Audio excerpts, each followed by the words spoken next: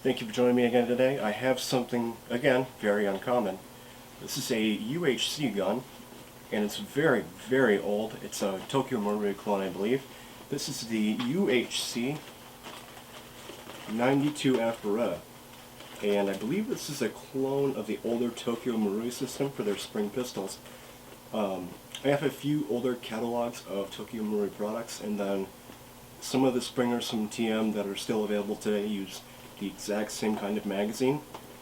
So I'm like 90% sure that this is a TM clone, of course made way back in the day. So this one came from an area called Battle Orders Limited. Enough talking, let's get inside of it.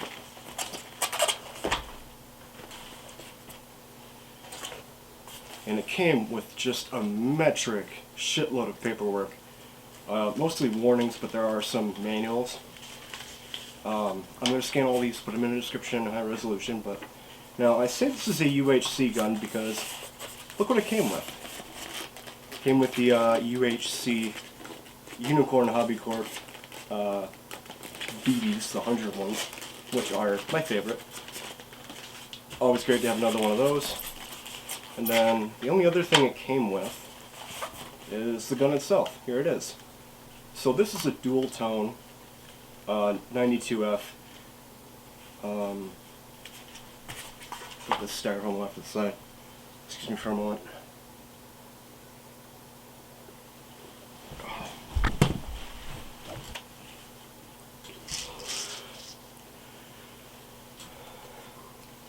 So this is definitely a much lower quality replica compared to UHC and Marui's later offerings. This one is Pytro Beretta Gardone VT licensed, has a serial number, although I'm not sure if it's individualized. Although all the components are plastic, made in Taiwan. Every part on here is fixed on the slide, and then the hammer doesn't move on this one, unfortunately. The usual safety lever doesn't move on this one. The takedown lever doesn't move, it's molded in. Although the takedown button, this black piece here, does move, although I'm not sure what it does. Trigger moves, obviously. And then here's the slide moving. Then it has not exactly an exposed chamber, but the nozzle is definitely exposed, and you can see it moving here. And then this piece just kind of comes off. I think this might have been the orange tip at one point, but was painted over. And then you can decock it, like so. So this shoots between 200 and 230 or 240 FPS. You know, this is really a planker. Definitely not designed for combat. Might be effective against other spring pistols, although it does not have a hop-up. Oh, lanyard loop on the bottom too, although I do believe that is plastic. Now let's get on to the most interesting part of the gun. So you'll notice that the magazine button doesn't actually work, and that's because how you release a magazine is by simply it's like the 645 I just reviewed, except you can pull straight down on this magazine, and here it is. It's just like an electric blowback pistol. And here's the lanyard loop just built into it, right? So there's a screw on the bottom that holds the follower spring in place, the feed spring, and then here is the base of the gun. Now how you operate this magazine is you just pull down on the slide here, and then you have to pull it all the way down because there's no locking tab here.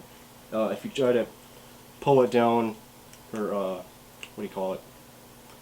If you try to pull it down only part way, what's going to happen is it's just going to shoot back up, kind of like the TM Uzi I have. So you got to pull it all the way down, and then you would feed the pellets into it.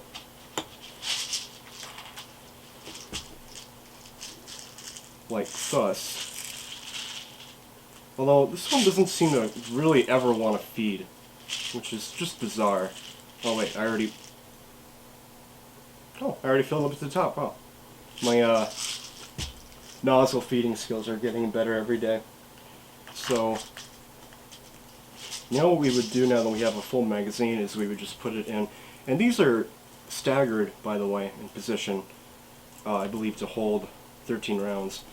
So now what I have to do, and I have to be really careful when I do this because this one has a problem, that the pellets, when I put it in, and again, I have to be really quick about it,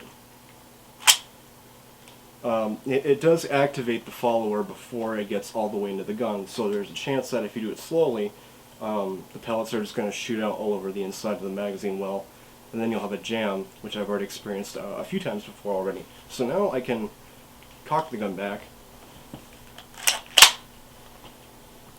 and yeah, just shoot it. Trigger pull is actually pretty good. Oh wait, I forgot. I have to clear this. I am jammed at the moment. I believe there's a pellet stuck inside the trigger. And all these pellets fall out again, so we're going to clear that jam real quick here. So the slide is in two pieces like a regular Springer. It's not all just one molded piece. So I'm just going to pull the slide off. You get this guide spring, or recoil, what do you call it? Slide spring, yeah. And you get the two-piece slide, and then you get... I'm actually not sure how to disassemble the gun any further from this.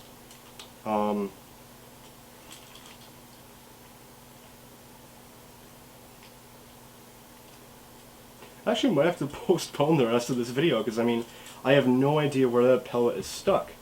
I can't pull the chamber back any further, and I can't...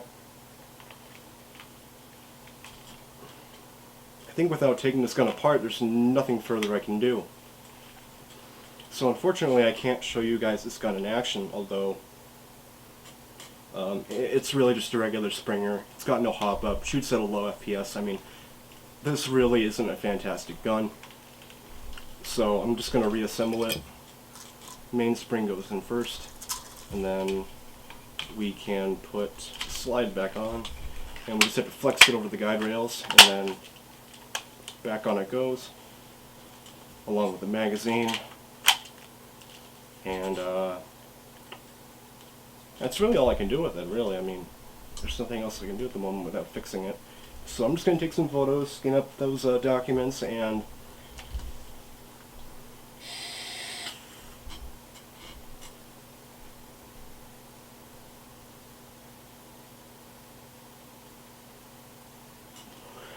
I'll do some more thing. So I actually have a Tokyo Marui, a very beat-up Tokyo Marui M9 here, and these were actually the next-gen UHC clones. Here's the magazine. The UHC ones are almost exactly the same, just the markings are different. And this one has a somewhat open chamber, as you can see. Decock's just fine. Hammer works, double action. Slide safety toggles still don't work, but the disassembly pin, which on mine is broken because it wasn't assembled properly, does move, and it functions. Different markings. And then this one has US military markings on it, and this one is made in Japan. And then the magazine release actually works like a real one. So this is definitely a much more improved and realistic clone that came later for both Tokyo Marui and Unicorn Hobby Corporation. So you can really see how these have evolved and came from these not exactly high quality or even mid quality Springers up to what these are now, which is things like the TM M9, which I'm really not impressed with. But that's a different video. So UHC had some rough beginnings. I mean, granted, they were cloning an already crap system, so I mean, I guess I can't really blame them. I'm sure they did their best to make it work, but I mean, again, it's really just a disappointing system, and it's not really all that fun to play around with. If I had to give this gun a rating, assuming it were working, I'd really just give it a 4 out of 10, and that's about it.